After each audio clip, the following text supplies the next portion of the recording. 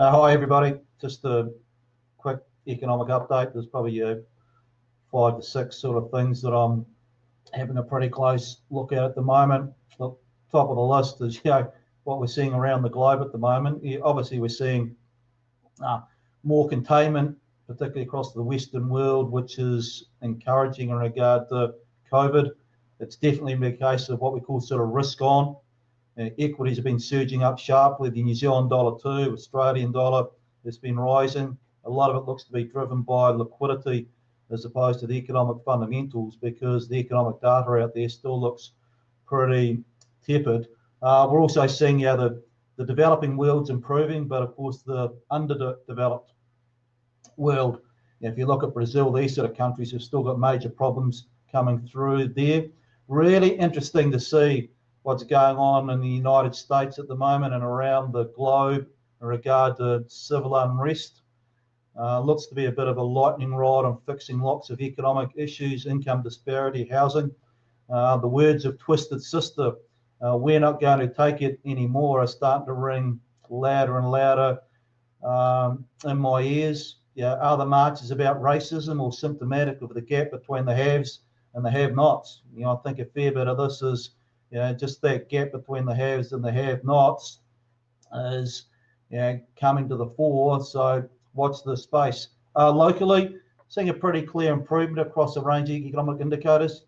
Pay mark spending data is up, around levels we're seeing 12 months ago. Some of that I think will be a bit of pent up demand. We've been locked up for a while. So what's happened? People sort of rushed out and stocked up on your winter stock and these sort of things. Our traffic volumes are up, although still down on where we were 12 months ago, but we're heading in the right direction. Our job seeker benefit number growth has slowed, although I suspect that's only temporary. Watch out when we see the wage subsidy coming to an end.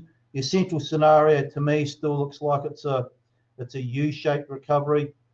Major issue out there is that whether we see sufficient rebound in the level of activity to stem the cash bleed. We're getting close to the levels of activity we were experiencing pre-COVID, but we're still not at that sort of magic, line that sort of signals there's going to be a return to normal. In all honesty, I don't think that return to normal is going to be around the track anytime soon.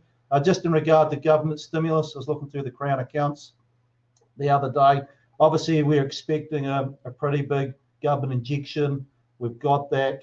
If you look at the budget numbers, they're expecting net capital spend to average about $9 billion per year from 2019 to 2024. To put that in perspective, net capital spend under the previous government was a bit under $4 billion per year. Big issue going forward, though, if I look at the government projections beyond 2024, they've got net capital spend going from about $9 billion down to $3 billion. Now that's going from a feast to a famine.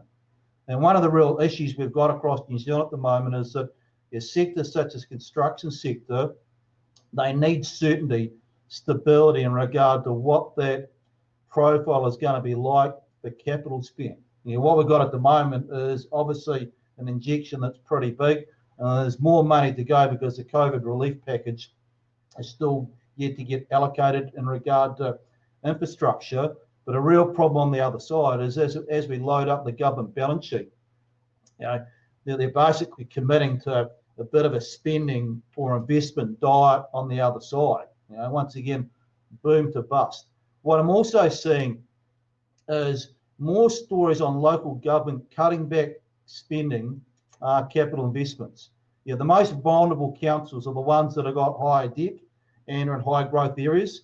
So these are councils such as Auckland, Hamilton, Tauranga, Western Bay, Plenty, Christchurch to a degree as well. But generally speaking, all those councils have got a lot more pressure on their balance sheets. So they've got high debt and they're expected to suffer some pretty big income losses. Now, my personal view is that if I was a council, I'd still be spending, I'd still be borrowing to support the economy, because your interest cost is going to be hellishly low over the coming few years. But what we're starting to see is the opposite result, where councils are actually dialing back some of the investment projects. So government stimulus is going to be partly offset, it looks like, by some restraint on the local government side. Just the RBNZ are seeing mortgage rates continuing to fall. That's more stimulus into the system. We've now got fixed mortgage rates down below 3%, and that's providing real big cash relief into the household sector, although the obvious issue for the household sector is whether you've got a job. But monetary policy is working, and banks are seeing more money coming in the door in the form of deposits, savings, transactional accounts. The money's going out the door on the other side. So at the moment, they're pretty flush with cash. What does that mean? Well, you shift the relative price in one direction. What does that mean? You cut deposit rates, you cut borrowing rates on the other side. A big thing I'm focused on at the moment as well is the consumer. What is the other side going to look like? Obviously we're seeing a rebound at the moment as we get back into that sort of that normal, or try to assess what is normal. But across the Western world, your consumer is about 60 to 70% of the economy. And million-dollar question is that the consumer going to change their behaviour on the other side? Are they going to save more, or are they going to spend the same? Now, my inclination is that they're probably going to save more and spend less. And so welcome to the new normal. We're going to be watching a pretty close eye on building consent as a bit of a barometer in regard to that spending versus saving sort of dynamic.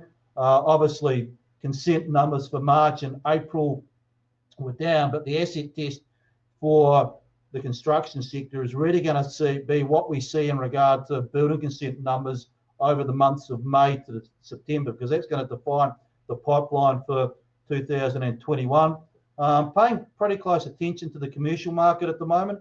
It's very pro-cyclical. Tends to take 2 years to trough.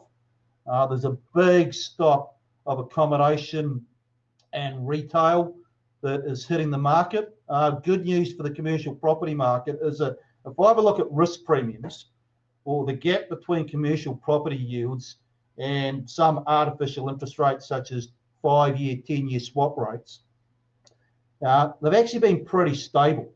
Yields have come down, but that reflects lower interest rates. If you look at the risk premium to the sector, the risk premium, the gap above interest rates has still been up around 5 to 6%. Now, what does that say? We haven't seen the same degree of exuberance within the commercial property market that we saw in 2008 that required a little bit of a flushing on the other side. Way back in 2008, risk premiums in the sector, with the gap between the yield and the interest rate, got down to zero. Now that necessitated a pretty big clean out in regard to asset valuations correcting on the other side. But the sector nowadays, it's still got $40 billion worth of debt. A lot of stock is hitting the market.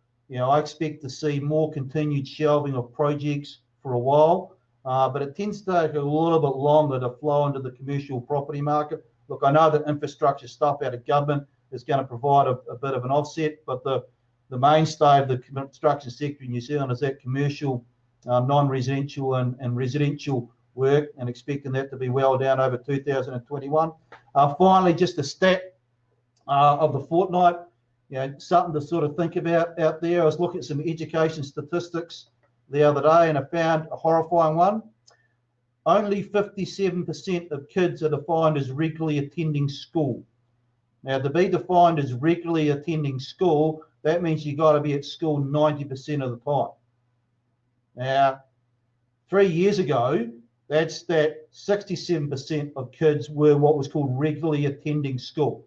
So in the space of 3 years, we've dropped 3 percentage points. Now, I look at those sort of things and I scratch my head about what could be going on across the education sector, because that defines tomorrow's workforce, workers, and if we don't sort out that sort of stat, boy, are we going to have some major social problems on the other side. Very good. So, a little bit of a side tangent, and not to get into the politics so much of it, but what do you think? What are your expectations that the election may have on the economy? in terms of, I don't know, it tends to add a little uncertainty, doesn't it, and slow things down a little bit. Normally, you see the election slows things up as uncertainty lingers around. To be in all honesty, I don't think the greatest uncertainty we've got there at the moment is going to be in regard to the election. No, I was going to say. There are other factors out there at the moment that I'll be all worried about in regard to what could be going on. And probably one that's top of the list at the moment is what's going on, the social side of the ledger. Those marches, that breakdown in social order looks really worrying to me in regard to what it's signaling. We're seeing the military is getting deployed into the streets. We've just seen one of the head honchos at the Pentagon, defense chief, has just stepped down because he doesn't agree with the soldiers into the streets. These sort of things, when you step back, you can think about what they personified. They are deeply troubling. If I look down here in New Zealand, look, there's money flying out the door. There's still $20 billion of that COVID relief fund to go. The projects have been in all the regions. It's interesting to see the nature of what a lot of those projects are likely to be. It looks like green projects are going to get accelerated over so-called grey projects. Saw Waikato, their biggest project was 500 million for cycleways, walking and bus transport. That's all very nice and well. It's going to be a bit of a sort of boost. I'm not quite sure it's going to give us a productivity kicker on the other side. No, you'd think that would be step one. How many jobs does it provide and how does it increase productivity? Yeah. And what about level one? What do you think we will see as we go into level one in terms of confidence and spending and somewhat return to normality? Well, there's all this talk about moving into level one. In my mind, we're already at level one in regard to operationally what looks like it's going on. Let's call a spade a spade. We've moved there already. Look, level one, what does it mean? More the economy is opening up. Effectively, the only barrier we've now got is international border control.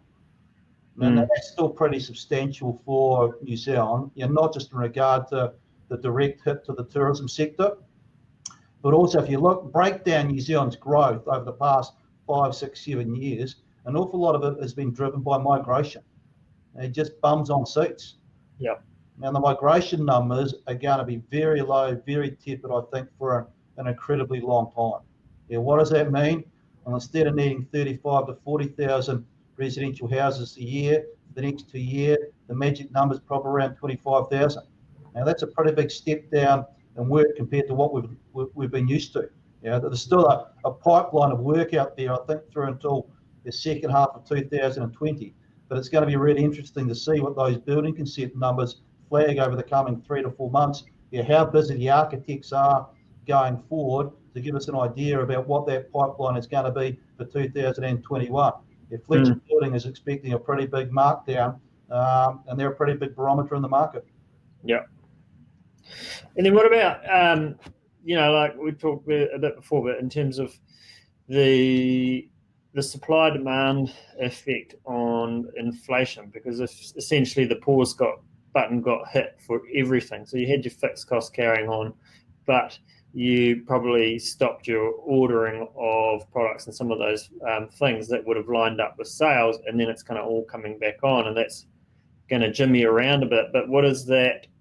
It's not like a normal downturn where demand just drops but supply kept going, and how does that affect inflation? Yeah, so if you ever look at what typically happens within a downturn is that inflation basically collapses. You can't shift the goods, so what do? You cut the guts out of prices. Are we seeing that in some areas across New Zealand? The answer is yes. You're seeing that within tourism operators, accommodation. You're cutting the guts out of the price just to try to get people coming into the hotels, holiday homes, all this sort of stuff. So that channel is working to a degree. But COVID and the downturn we're experiencing is not just about the collapse in demand. A lot of it has just been about supply side restrictions. Mm. What we've been used to in regard to supply chain management, well, the supply chain has been in complete disarray around the globe. It's not just about bringing goods in, it's about getting your goods out. I saw there was an article out yesterday, I think, about lobster or salmon in regard to getting it to key jurisdictions around the globe and what the cost of that is now versus what it used to be. So what we're actually seeing out there at the moment is a really two-tiered inflation profile, where we're seeing some stuff follow the historical tendency where it just collapses. So you got deflation or no inflation, and that supports lower interest rates. But what we're also seeing is disruption to the supply side is creating a fair bit of cost pressure within the system. And for stuff, if you need the goods, well, guess what? You're going to have to pay up. Yeah. I mean, in my experience, I think there's been some things I've seen prices go up. But it makes sense that certainly in those worst hit industries like tourism, they've been dropping it like no business. And Queenstown has just been in discounting stuff furiously, and we're going to see more of that. But if you ever look at, are we going to go back to that era of incredibly low, cheap flights? Given that Air New Zealand's not going to have the scale it used to, I think the answer is probably no. Mm-hmm. The wage subsidy, which for most people would be coming to an end, and for some will be continuing a while. But in a lot of ways, it's just delayed the inevitable. And at the end of the day, I know there's a few small businesses that their business is kind of stuffed, but they're keeping on their handful of staff because they're getting the subsidy. But undoubtedly, once that runs out, there's going to be some tough conversations to have. So therefore, for what it's cost us as a country, has it been helpful? Like, I think the idea would have been that it carried things through until market picks up, but the market's not picking up within the same time frame. So has it been that helpful? Well, like if I go back and have a think about 3 months ago, or even at the end of March when we locked things down, the most optimistic scenario I could have painted would have been at alert level 1 about now. So we're actually on the optimistic, the good news trajectory, which is a really good story. Now, a lot of businesses are getting back into it. But once again, there's the normal and there's the new normal. And for a lot of businesses, I think it's going to take still a bit of time for that sales line to get back to pre-COVID levels. And of course, across some sectors, such as construction, well, are you going to be as productive moving forward? And I suspect the answer is probably no. We're still going to see big behavioural shifts in regard to how people operate, working from home. Some of the stuff will be really good in regard to online shopping, but that's going to come at the expense of retailing. You can't put that down to COVID as an issue. Well, that shake it was going to take place anyway. If I have a look at the wage subsidy, for firms to qualify for the second leg of the wage subsidy, you've got to show that your turnover is down 50%. Now, if your turnover is still down 50% in the last month, you've got a major problem. Exactly. And it doesn't seem like a problem that's going to disappear in 12 weeks. Well, some of it will, for hospitality. Yeah. You're going to alert level 1 will make a really big difference. For conferencing, these sort of things, once again, it'll make a really big difference. Getting into that July school holiday period will help out a lot as well, because we're not going to see the inbound tourists from around the globe. But what we're going to see is redirected New Zealand tourism, i.e. people that would travel overseas where you can't go overseas now. So you redirect your spend down into New Zealand. So there'll be a lot more Aucklanders, I think, that'll be heading down to Queenstown for July school holidays. But anecdotally, Queenstown had a pretty good weekend over Queen's birthday, but you're going to go from feast to famine over the coming couple of weeks, because I don't think people are going to be travelling, and then we'll sort of ramp it up again over the July school holiday. It'll help, but there's stories out there about an awful lot of hotels are going to remain shut for quite a while. They're uncertain about opening. And what, of course, we also know is that there's a pretty big pipeline of stuff that was going to be hitting the market over the coming 12 months as well. Mm. Yep. Now, our webinar this afternoon is looking at the skills side of the construction industry and being better prepared. And there's two sides of that. There's potentially we could have a lull, but how do we prepare ourselves and set up that space in the industry so that eventually when we boom again, we're not finding ourselves with the same skill shortage we had last time. But also there's an aspect where there is going to be a whole lot of projects that are going to get funded, and how we're utilising and moving the skills over to that space and that side. I just wonder if you got any comments on the skills side of the construction industry. Yeah, so if I have a look at what did the government have in the budget? I think it was $1.6 billion from memory that went to skills-based trading. Yeah, I think they're just in the free. I would have liked to have seen a portion of that go direct into employers to do the on-the-job training. Yeah. Yeah, it's almost like a mentoring father sort of relationship in regard to you take on a young kid or a boy or a girl, but you look after them, you sort of teach them the ropes, a little bit more about of life skills as well as sort of construction skills. I think training institutes will probably take a fair bit of that while, but I wonder if there's some sort of scope to get a little bit more of a mesh between the two sides. I think that's the hope, eh? Sorry? I think that's the hope. Because the challenge with, I think we can increase productivity by supporting businesses to bring on more apprentices and that sort of thing. But at the same time, they've got to have the work there for them to do, Yeah, and if you look at your construction work over the coming 12 to 24 months is going to be down. Yeah. Compared to where we were. And the big concern I have is if I have a look at the budget fiscal projections, they're flagging that net government capital spend is going to be even lower from 2024. In fact, it's going to be lower than what it was under the previous national government. And everybody moaned then about a lack of infrastructure investment. So you start to wonder about whether we are repeating the same sort of errors. Now, I don't think capital spend is going to be that low. All they've done is that they've put in a ridiculously low working assumption because it's the only way they can get government debt down. But what it does highlight is that if you don't go tight on spending, then you've got to find money from somewhere else. What does that mean? Asset sales, raising the age of New Zealand super, or tax increases. But these are debates we're going to have in 2021. But the construction sector, I'd be drawing a fair bit of attention to that boom to bust or feast to famine dynamic. Because if you're a construction sector firm at the moment and you're looking at that sort of profile, why would you be gearing up for the next sort of 12, 24 months or taking on more people to train when you see that pipeline from 2024 to 2034 is going to be worse than what it was between 2010 and 2018 in regard to government projects? Yeah, that's the worrying thing.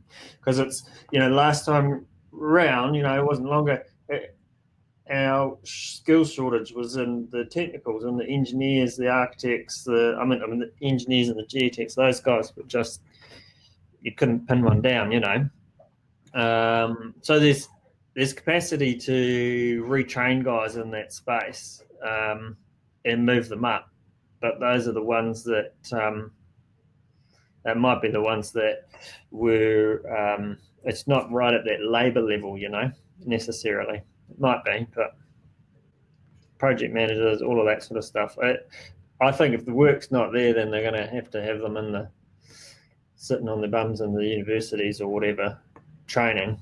But then, like you say, by the time they've done all that, what's the pipeline looking like?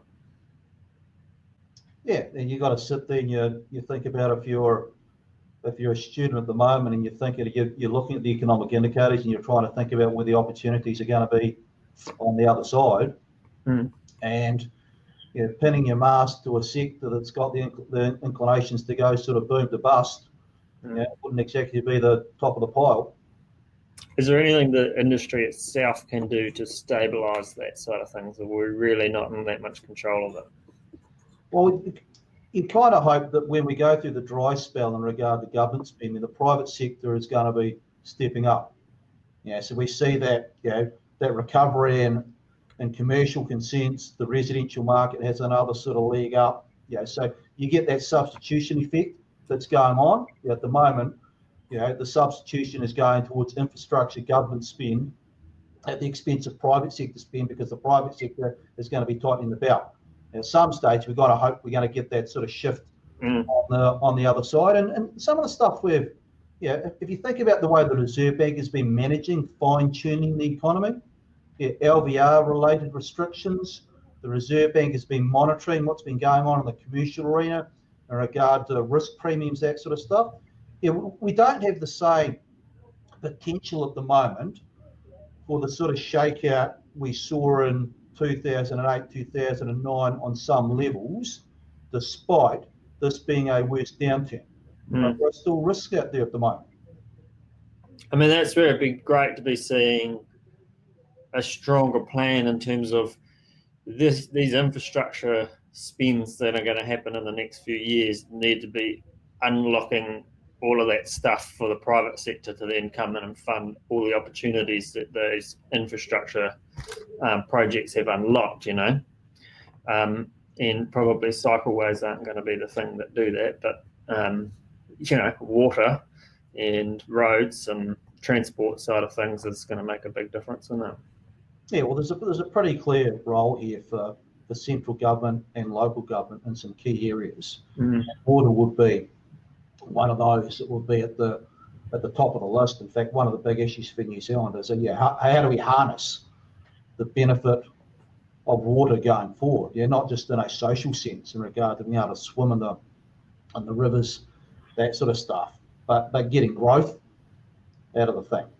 What we got at the moment, drought in Auckland, drought around big parts of the country, so storage is obviously a big issue.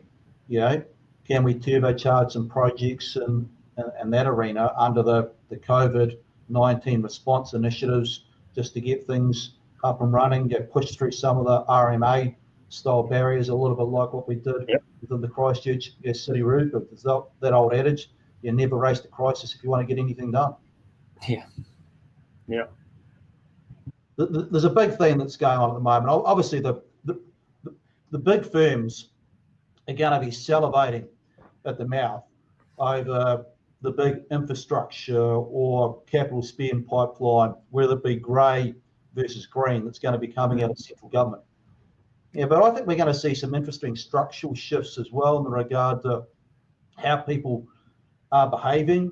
You're working from home, working in the suburbs. You go back and have a look at what happened in Christchurch after the earthquake. Well, people went out to the suburbs, and it took an awful long time for people to come back into town. Now, some of that was, because physically there just wasn't the buildings, the sites. But I don't think there was too much of a desire to actually come back in. So it's going to be interesting to see, I think, some structural shifts that are likely to take place in regard to housing, work, home, maybe demand for bigger houses. I think there's going to be some really great opportunities out there for small, unique sort of players, boutique firms, to start to think a little bit strategically in regard to what the future is going to work, is going to actually look like. And we were going to truly see a sustained push out into the regions. If I have a look at the likes of Auckland and Wellington at the moment, if I have a look at the traffic count, the traffic count is still down about 20% on what it was last year. And there's what we're building is going to be a big part, and then it also again comes back to that local councils. They may need to be opening up more retail and commercial space in the suburbs to account for that. The one little cafe down on the corner might not be enough for that area anymore now that everyone's working from home. Oh, exactly. And I live in Karori, one of the biggest suburbs in New Zealand, and we don't have too many commercial shops. No, no, yeah, A couple of restaurants, and that's it. yeah. It's gonna. I mean, you saw that with Christchurch too, right? You saw those outer suburbs just boom and develop and have a whole lot of infrastructure, and there was a very clear awareness that people weren't going back into the city very fast, and they were trying to provide all of that out there.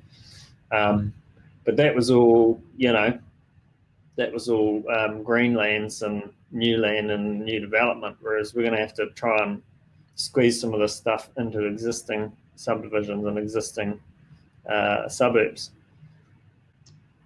Yeah, well, I think there's going to be demand there. There's obviously going to be there's an awful lot of people that are just going to go rushing back into the CBD, because they like the structure and they like being in town, all these sort of things. But I think there's going to be an awful lot of people that just choose to permanently work from home. And I think there'll be an awful lot of people that have a bit of a halfway house.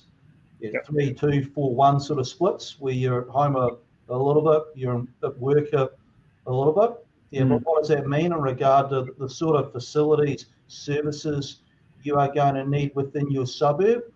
You're going to need those peripheral services, those small businesses effectively servicing a suburb-based workforce.